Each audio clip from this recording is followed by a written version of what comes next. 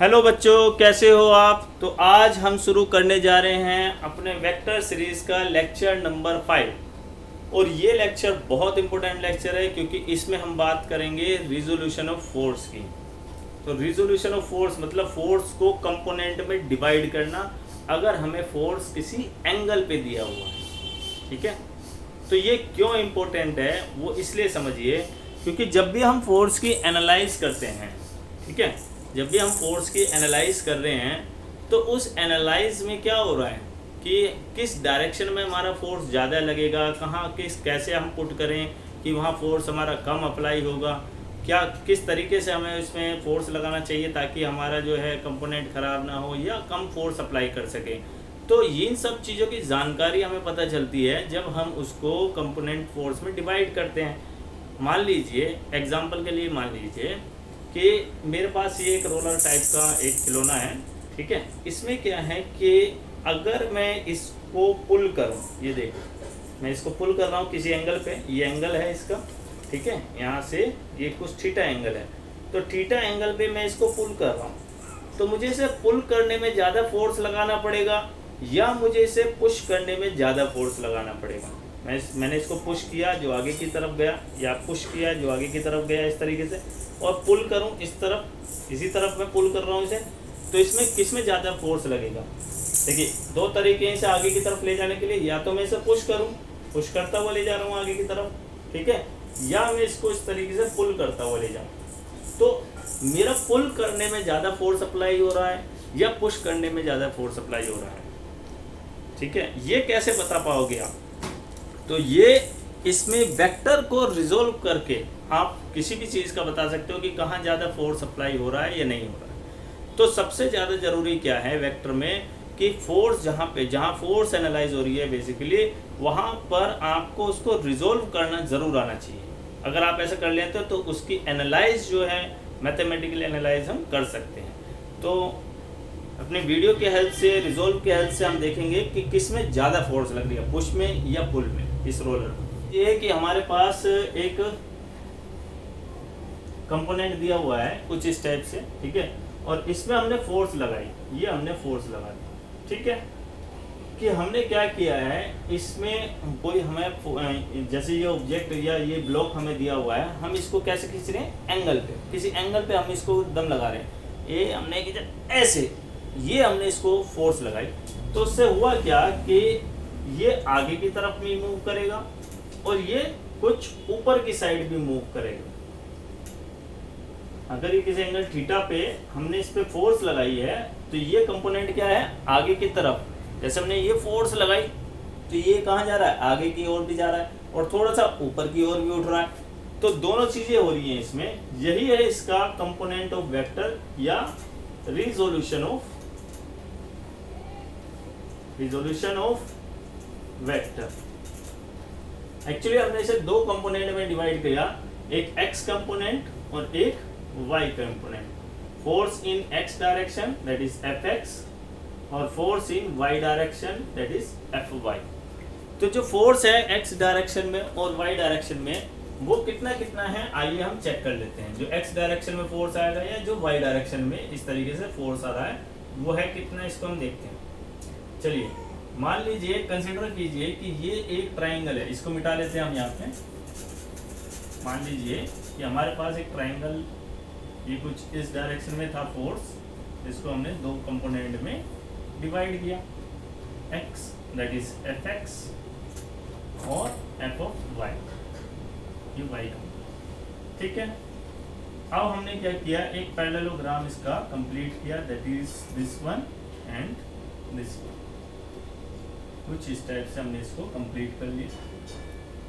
अब क्या किया, मान लीजिए ओ ए बी सी, इसको थीटा कंसीडर कर लिया। तो इन ट्राइंगल ओ ए और बी में क्या हो गया, ओ ए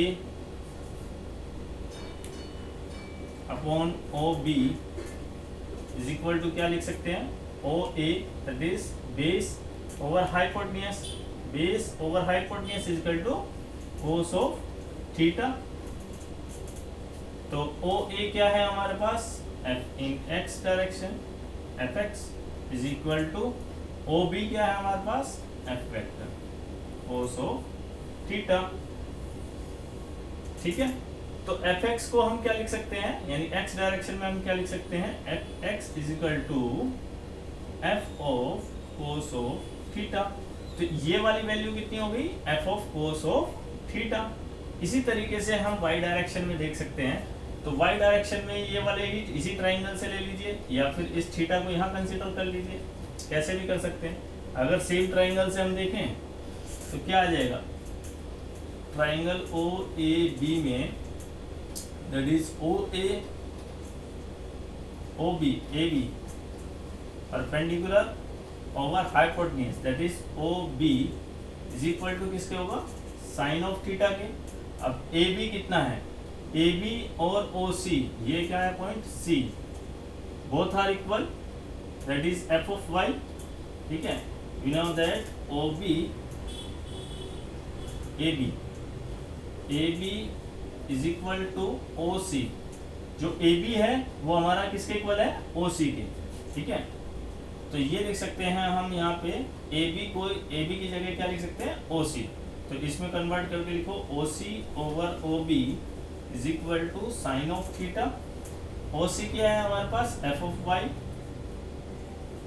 और ओ बी क्या है हमारे पास, O B that is F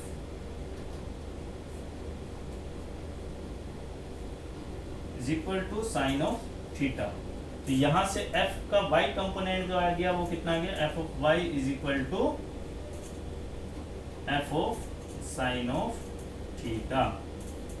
तो बेसिकली हमारे जो दो कंपोनेंट बने, x डायरेक्शन में f of cos theta and y direction में कितना बना, f of sine of theta.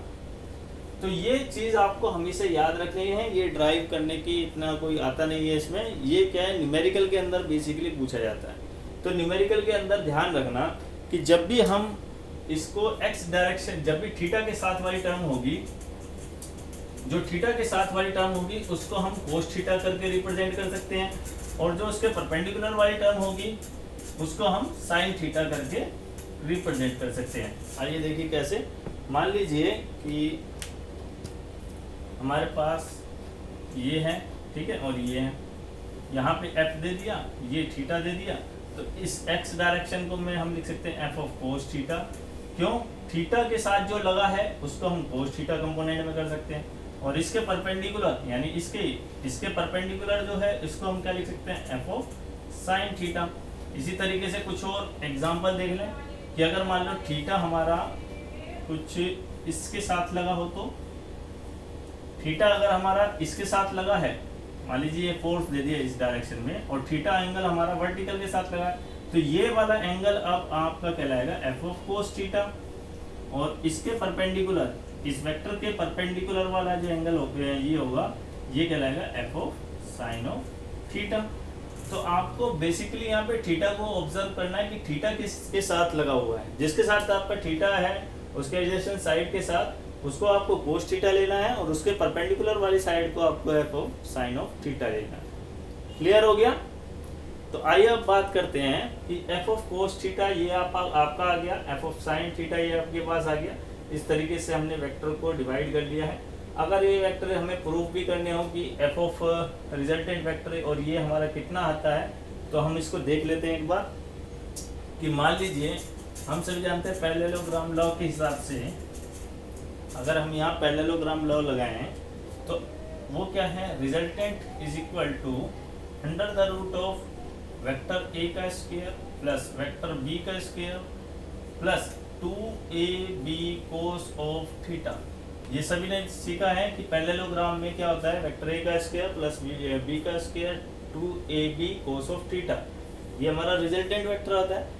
यहाँ पे रिजल्टेंट वेक्टर क्या है आपके पास, f, ठीक है, और वेक्टर a को x डायरेक्शन में क्या है, f of cos theta, y direction के लिए दूसरा वेक्टर क्या है, f ऑफ साइन थीटा, और जो एंगल बिटवीन टू वेक्टर है वो कितना है, यहाँ पे थीटा नहीं है, एंगल बिटवीन टू वेक्टर जिस एंगल पे लग रहा था, अभी ये जैसे ये वाला फोर्स इस एंगल पे लग रहा था, इस फोर्स को हमने दो कंपोनेंट में जब रिजोल्व कर लेंगे तो इस इसको हमें फिर भूल जाना है।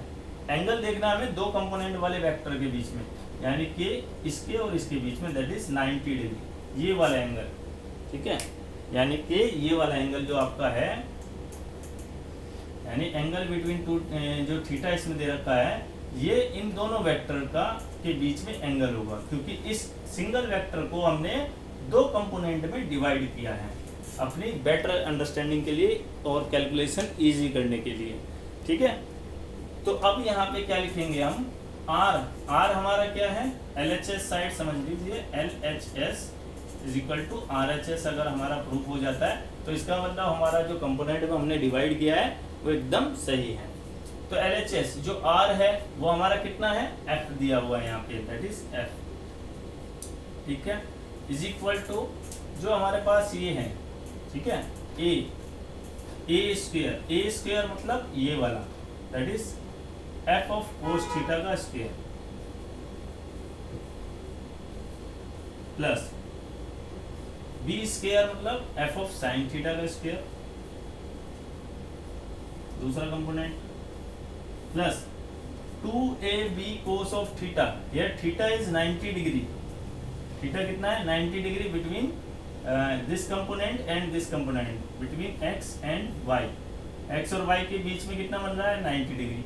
तो अगर कोस 90 हो जाएगा तो ये वाली टर्म पूरी कितनी हो जाएगी, 0। तो यहाँ पे 0 लिखने का, लिखो या मत लिखो कोई फायदा नहीं है, इसको हम नहीं लिखते। ये वाली टर्म कोस 90 की वजह से क्या हो जाएगी, 0। तो उसको लिखो या नहीं लिखो, 0 को लिखने से बहुत कुछ नहीं फर्क पड़ेगा। तो अब हम क्या करेंगे, यहाँ से इसको खोल लीजिए, F स्क्वायर कोस square theta plus F square sine square theta, ठीक है, दैट इज F। तो यहाँ पे देखेंगे तो ये किसके इक्वल आया हमारा, ये किसके इक्वल आया हमारा, that is F is equal to,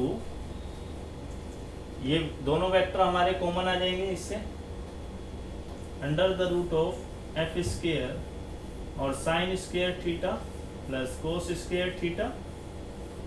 sign square theta plus cos square theta हमारा किसके इक्वल होता है, 1 के। तो ये बचा F ऑफ स्क्वायर, यहाँ एक वेक्टर था, तो vector F is equal to, ये भी आपके पास वेक्टर F बचा, यानी कि LHS जो था आपका वो इक्विवेलेंट हो गया RHS के। तो जो कंपोनेंट में हमने इनको डिवाइड किया है वो एकदम सही है, इस तरीके से इसका रिजोल्यूशन कर सकते हैं और ये हमारा फोर्स इसी के इक्वल आएगा। क्लियर हो गया, नोट कर लीजिए एक बार। चलिए आपने नोट कर लिया ये सभी, ठीक है। तो चलिए आगे हम देखते हैं, जो हमने इसमें एग्जाम्पल लिया था वो एग्जाम्पल क्या था कि किसी रोलर में अगर हम पुश करें या पुल करें, ठीक है, उसमें पुल में ज़्यादा फोर्स अप्लाई होगा या पुश में ज़्यादा फोर्स अप्लाई होगा। चलिए देख लेते हैं उसी एग्जाम्पल। ये मान लीजिए हमारे पास एक रोलर है, ठीक है, जो आपको अभी दिखाया था, इमेजिनेशन करना, और इसमें हमने यहाँ से किसी एंगल पे इसको फोर्स लगा रहे हैं। कैसा फोर्स लगा रहे हैं, पुश कर रहे हैं या पुल कर रहे हैं, पुल कर रहे हैं समझ लीजिए। हम इसको क्या कर रहे हैं, पुल, ठीक है। और चलो थोड़ा सा इसको उस साइड बनाते हैं ताकि दोनों डायग्राम हमारे एक ही फ्रेम पे आ जाए। देखिए इसको हम थोड़ा सा और इधर बनाते हैं, ये हमारा रोलर था, ठीक है, और इसको हमने क्या किया, हमने इसको यहाँ से खींच रहे हैं, ठीक है, ये हो गया पुल, ऊपर की साइड हम इसको पुल कर रहे हैं। और दूसरे साइड समझिए, दूसरा केस इसका सेम, यही रोलर है हमारे पास, ठीक है, और इसको क्योंकि हम उस डायरेक्शन में लेके जा रहे हैं, इसको इस डायरेक्शन में हमें फ्लो कराना है, सेम ही डायरेक्शन रखते हैं। अगर इस डायरेक्शन में लेके जाना है तो हमें क्या करना होगा, इस तरीके से इसे पुश करना पड़ेगा। तो हम यहाँ से इसको पुश कर रहे हैं, फोर्स इस तरीके से लगा रहे हैं, ये पुश हो रहा है, और इस डायरेक्शन में जा रहा है, उधर से हम पुल कर रहे हैं, ठीक है। ये ऐसा समझो कि ये हमारे पास जो रोलर है, ये रोलर अपना है, ठीक है, इसको हम वहाँ पुल करते हुए ले जा रहे हैं, ये पुल हो रहा है, ठीक है। और ये यहाँ से देखें तो यहाँ क्या हो रहा है, पुश डायरेक्शन में जाने के लिए पुश किया जाए, ठीक है, ये पुश कर दिया। तो अब हमारा फोर्स पुश में है ज़्यादा या पुल में ज़्यादा है। अभी जो हमने इसका रिजोल्व करना सीखा है दो कंपोनेंट के हिसाब से, तो उसी हेल्प से हमें पता चलेगा किस जगह फोर्स हमें ज़्यादा लगानी पड़ेगी। तो देखते हैं, देखिए अगर मान लीजिए मेरे पास इसे मैं पुल कर रहा हूँ, तो पुल करने में फोर्स की डायरेक्शन कुछ इस टाइप से आई, ठीक है, किसी एंगल पे आई, यानी कि ये कोई एंगल है हमारे पास, इस एंगल से हमने इसको पुल किया, ठीक है। अब मैंने क्या किया, ये मैंने इसको पुल किया, इसकी डायरेक्शन इस तरीके से, ठीक है। अब इसको हमने दो कंपोनेंट के अंदर डिवाइड किया, ये एंगल मान लीजिए ये इसके साथ हमारा थीटा है, एंगल हमने सेम ही लेना है दोनों में, तभी तो पता चलेगा पुश में ज़्यादा है या पुल में ज़्यादा है, ठीक है। तो इसको दो कंपोनेंट में हमने डिवाइड किया। पहला इसका बना हॉरिजॉन्टल कंपोनेंट, दैट इज अगर मान लीजिए यहाँ फोर्स सेम लग रही है, एफ फोर्स यहाँ अप्लाई हो रही है, तो इस डायरेक्शन में कितना हो गया थीटा के साथ एफ ऑफ कोस थीटा, ठीक है। और वर्टिकल प्लेन में वर्टिकल डायरेक्शन में कितना हो गया F of sine of theta, ठीक है। अच्छा, एक फोर्स देखा जाए तो ये जो है फ्रिक्शन फोर्स भी लगा रहा होगा, मान लीजिए एफ, दोनों में हमारा जो प्लेन है वो सेम, जितनी भी रफनेस है दोनों की सेम है, ठीक है, इनकी रफनेस दोनों की सेम रखी है हमने, और फ्रिक्शन फोर्स जो अप्लाई हो रहा है वो भी सेम अमाउंट में हो रहा है।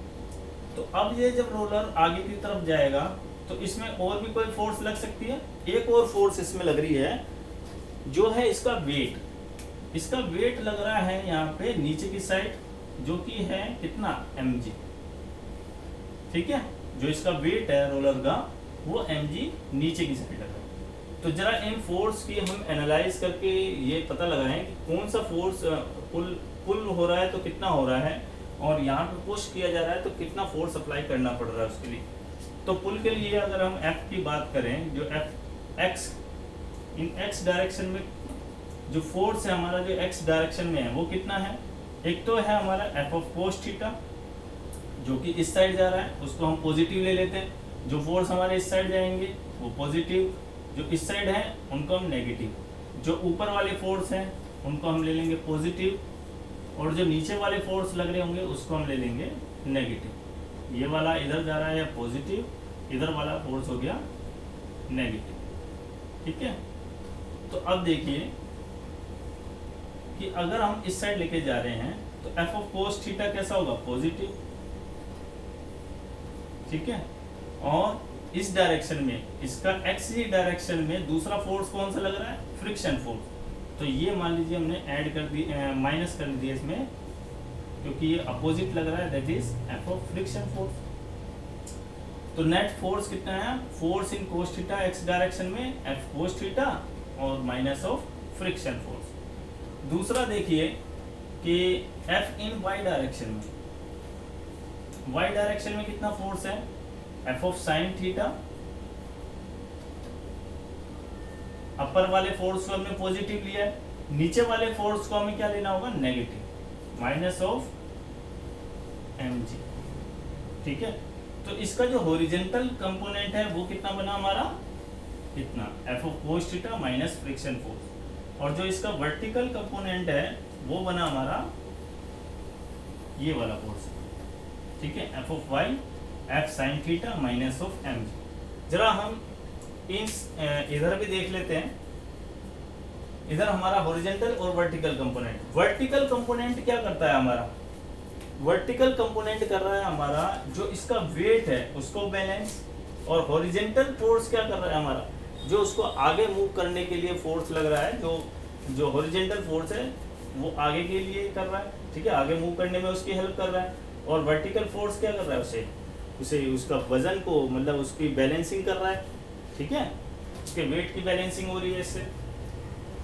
अब अगर हम देखें ये हो रही है यहाँ पे वेट और ये हो रहा है इसको मूव कराने के लिए, अब यहाँ पे देखो पुश के लिए, सेकंड केस है पुश का, अगर इस डायरेक्शन में जा रहा है तो मान लीजिए ये एक डायरेक्शन है इसकी, ठीक है, ये फोर्स हो गया, जो आप फोर्स अप्लाई कर रहे हो कुछ इस डायरेक्शन में, तो यहाँ से इसके जो कंपोनेंट बने, एक इस डायरेक्शन में बना और एक बना आपका इस डायरेक्शन में।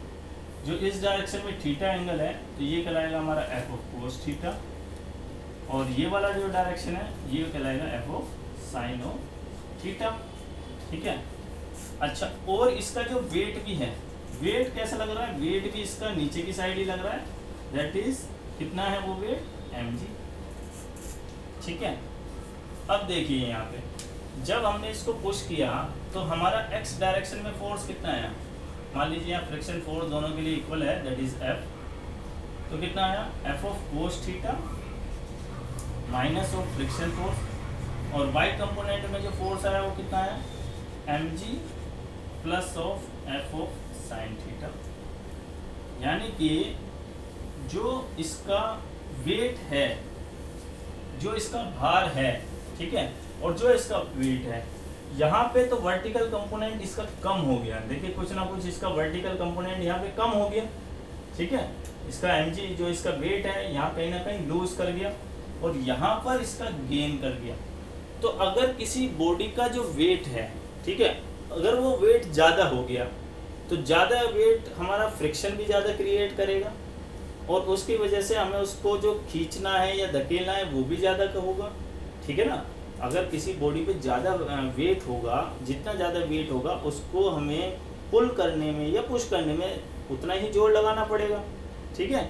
लेकिन यहाँ इस केस में क्या हुआ कि इसमें वेट जो है दोनों का, इसका ज़्यादा हो गया यहाँ पे और इसका वेट यहाँ पे थोड़ा कम हो गया। जो वर्टिकल कंपोनेंट है वो उसका वेट को बैलेंस कर रहा है, जो हॉरिजॉन्टल कंपोनेंट है वो उसको आगे की ओर लेके जा रहा है। तो उसका वेट ही यहाँ पे कम हो गया इन केस ऑफ पुलिंग, और इस केस में जो वेट है वो क्या हो गया, इंक्रीज हो गया। ठीक है, ये देख रहे हो mg में कुछ ना कुछ f ऑफ साइन थीटा का भी कंपोनेंट ऐड हो गया। तो जिसकी वजह से यहाँ पर जो फोर्स अप्लाई करना पड़ेगा वो आपको ज़्यादा अप्लाई करना पड़ेगा। ठीक है, तो अब क्लियर हुआ कि x डायरेक्शन में और y डायरेक्शन में किस जगह फोर्स आपको ज़्यादा अप्लाई करना पड़ेगा। अगर मैं इनकी मैग्नीट्यूड की बात करूं कि f इन x और f इन y डायरेक्शन में कितना है, तो सिंपली आपको क्या करना है, फोर्स का मैग्नीट्यूड निकालने के लिए हम लिखेंगे under the root of f of x direction में कितना आया है plus f of y direction में हमारे पास कितना है, इन दोनों का समीशन कर देंगे। और अगर कुछ z डायरेक्शन में है तो वो भी ऐड हो जाएगा। ठीक है, तो वो भी ऐड हो जाएगा। ठीक है, तो यहाँ पे आप वेक्टर लगाना मत भूलना, सब जगह वेक्टर है। ठीक है, तो ये बात तो है। चलिए, ठीक है, इस तरीके से हमने बताया कि किस में ज़्यादा फोर्स अप्लाई होगा।